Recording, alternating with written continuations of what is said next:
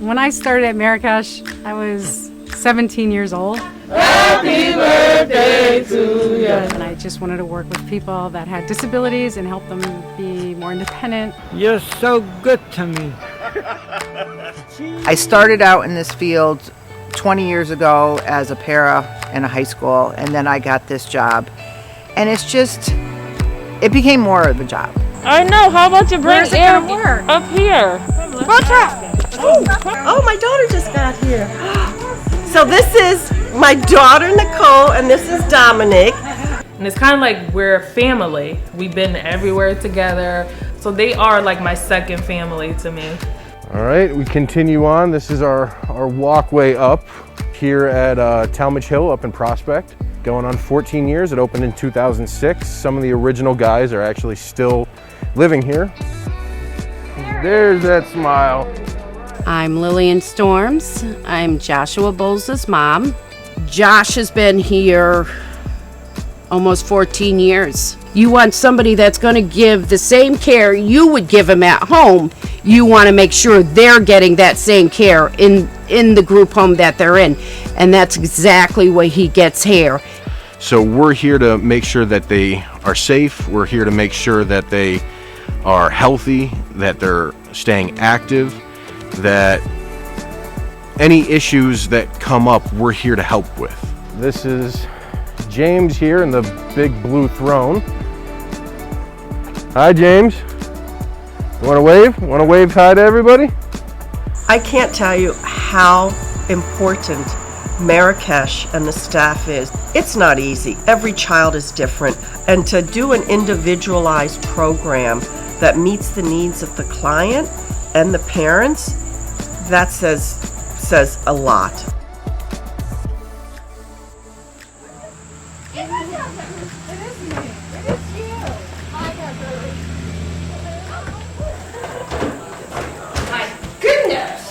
Oh, perfect. So I had Coley, I had all the tests done before, when you're pregnant to make sure everything's perfect. And when she was born, she was probably about 12 months old, and she still wasn't walking. And then we started realizing that, her speech was delayed, and she had what they called global developmental delays. And I'm like, oh my God, what am I going to do? So I start interviewing with all these agencies. And when I met with Marrakesh, I just felt immediately that they would be respectful of my wishes, and I want to be part of her program. I can't be there all the time because I have to work, but I want to be part of her life. And that to me was really important. So we have 5 young guys that live here, age range from 28 to 34, varying degrees of difficulties. Joshua has a G/J tube, so that means that all of his feeds, all of his food, all of his liquids, his medications, everything goes through the tube. So Josh has aspiration pneumonia. He's had it for years. He gets, we've gone through the barium swallow, we've gone through, testings and everything else. And basically because of his condition, everything pools in the throat. So he wasn't swallowing properly. We had a palliative care nurse come in. I wasn't there at that point. Eric was there. And basically said, he's going to die. So there's really nothing we could do about it. And that was devastating.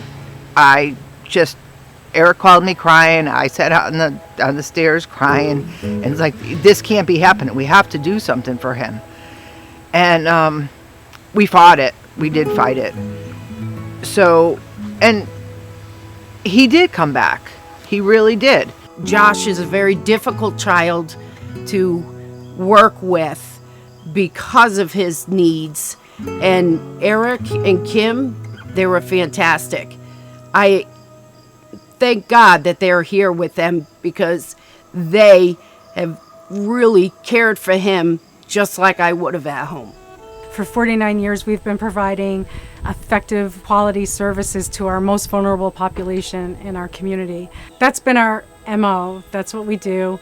We take care of people and we stay with people. And through 49 years of supporting people, we've had our share of scary situations. We had our share of you know, what happens if the funding goes away, but we've never had a situation put to us like, what if people start getting sick and dying?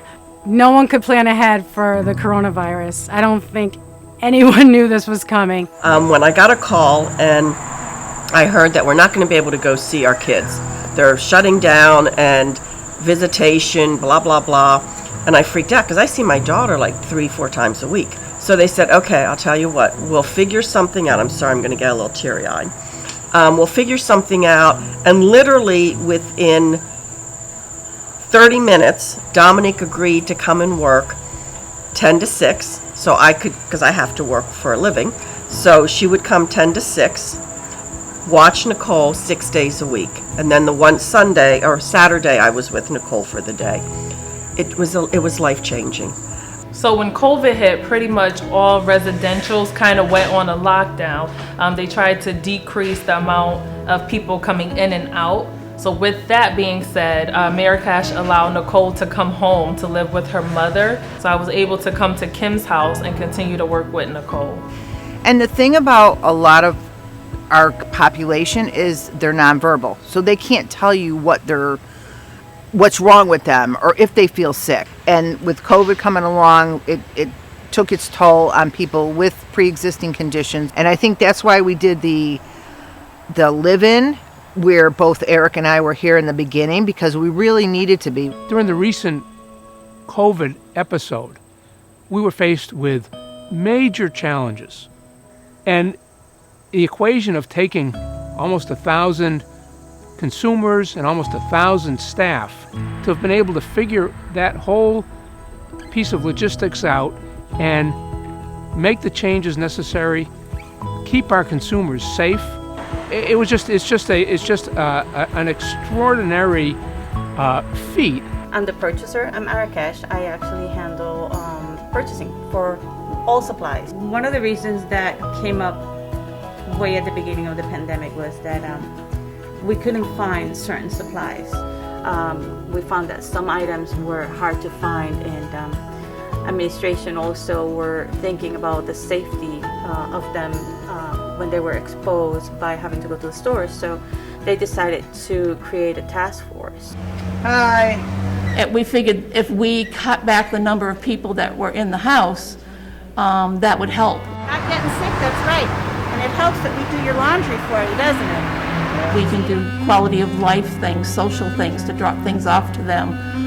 Anything to keep them entertained while they're in the house and happy, and to support the staff while they're there.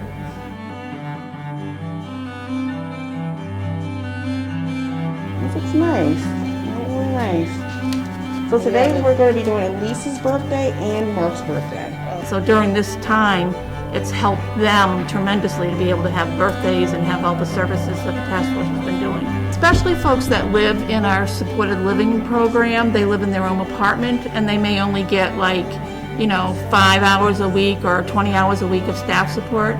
But generally those folks don't have family. They're pretty much on their own. So they don't get a lot of attention on their birthdays. I love me some Mark, that's my boy. Can't wait to see him, can't wait to give him this sign, show him some happy birthday love.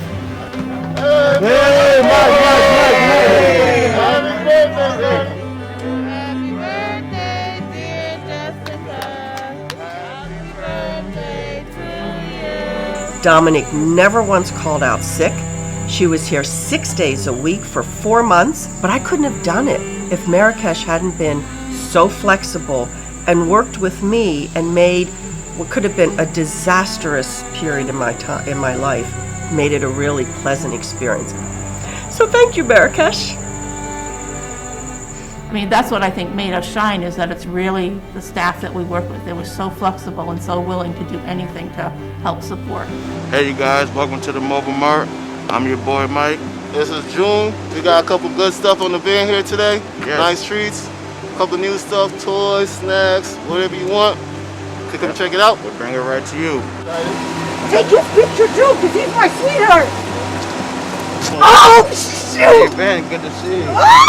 Well, we know these individuals, we connect with these individuals very differently, and the people above management, they know that, so they very particular with who they put on certain projects, and that's why it comes out the way it does. You see that there's a need that needs to be fulfilled, and the biggest part was that we all worked as a team. Beings with this COVID that we went through was very difficult because when he was in the hospital, nobody could be with him. So that was very hard. But Eric and Kim would keep in contact. They would tell me things. They would update me on everything. So it was easy. It was easy knowing that I had people there that loves him, that treats him like their own family. That's what you need. Know about me, I'm being taken care of.